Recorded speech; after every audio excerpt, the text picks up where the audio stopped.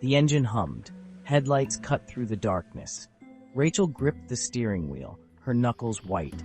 She just wanted to be home. The highway stretched before her, a black ribbon under a starless sky. Every mile felt like 10. Every shadow seemed to writhe. She was alone, or so she thought. A pair of headlights appeared in her rearview mirror. They grew larger, closer, too close. Rachel's heart thumped against her ribs. A chill snaked down her spine. The car behind her was right on her bumper. She could see the driver, a shadowy figure, leaning forward. Then came the blare of a horn. Rachel jumped, her foot pressing harder on the gas pedal. The car behind her mimicked her every move. Faster, slower, changing lanes. It was like a predator toying with its prey. Rachel's breath came in short, panicked gasps. The horn blared again, a long, insistent blast. The other driver flashed their high beams, bathing Rachel's car in blinding light. Fear turned her stomach sour. What did this person want? Her eyes darted between the road ahead and the menacing car behind. She considered pulling over, but fear kept her foot glued to the gas. What if this was a trap? What if she was safer just driving? Then a movement in the back seat caught her eye. A dark shape, shifting in the shadows.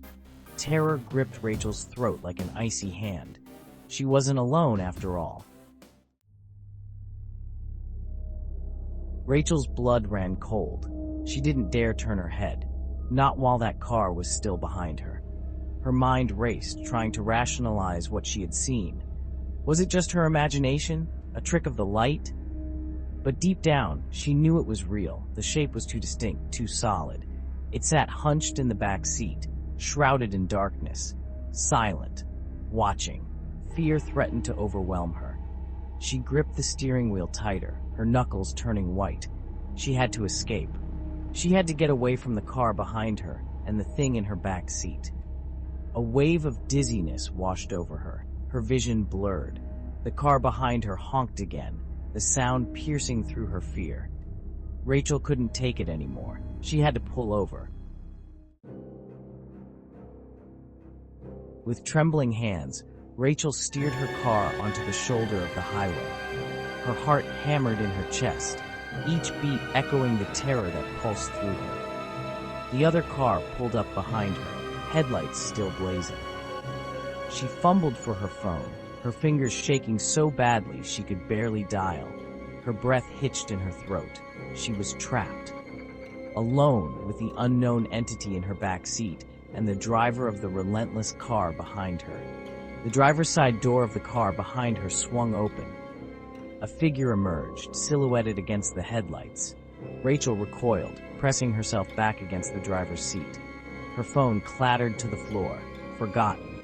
The figure approached, each step heavy and deliberate. Rachel squeezed her eyes shut, bracing herself for the worst. This was it. This was how it ended. A sharp knock on the window startled Rachel's eyes open. The figure stood outside, a tall man with a concerned frown etched on his face. He gestured for her to roll down the window. Hesitantly, Rachel complied, her hand trembling as she reached for the button. The man leaned closer, his brow furrowed with worry. "Are you all right? I saw you speeding up and slowing down back there. I thought something was wrong."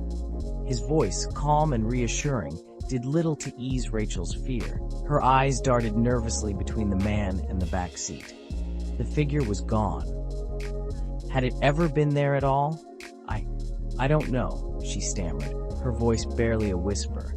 "I thought someone was in the car with me." She glanced back at the empty back seat, her heart pounding in her chest. The man followed her gaze, his expression a mixture of concern and confusion. "There's no one in there, ma'am. Are you sure you're okay?"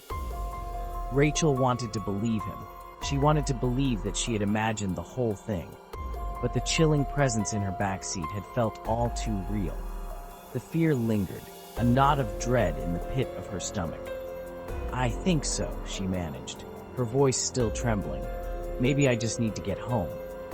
She offered the man a weak smile, hoping he wouldn't notice the tremor in her hand as she gripped the steering wheel. The man hesitated for a moment, his eyes searching her face as if trying to gauge her sincerity. Finally, he nodded. "Okay, well, drive safe. And if you see me again, don't be afraid to flag me down." With a reassuring nod, he turned and walked back to his car. As Rachel drove away, the man's car shrinking in her rearview mirror, she couldn't shake the feeling that she was being watched. The empty highway stretched before her, the darkness pressing in on all sides.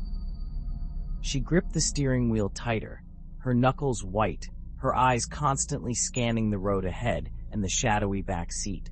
The events of the past hour replayed in her mind, each terrifying detail fueling her growing unease. Finally, she pulled into her driveway, her house a welcome beacon of light in the darkness. She fumbled for her keys, her hands still shaking, her heart still pounding in her chest. She just wanted to be safe inside, away from the darkness and the fear that clung to her like a shroud. As she stepped inside and closed the door behind her, a wave of relief washed over her. She was home. She was safe. But as she turned to face the empty living room, her blood ran cold. Sitting on her sofa, shrouded in the shadows, was the dark figure from her back seat. Its eyes, two glowing embers in the darkness, fixed on her with an unnerving intensity. Rachel's scream died in her throat, her body frozen in terror. She was not alone.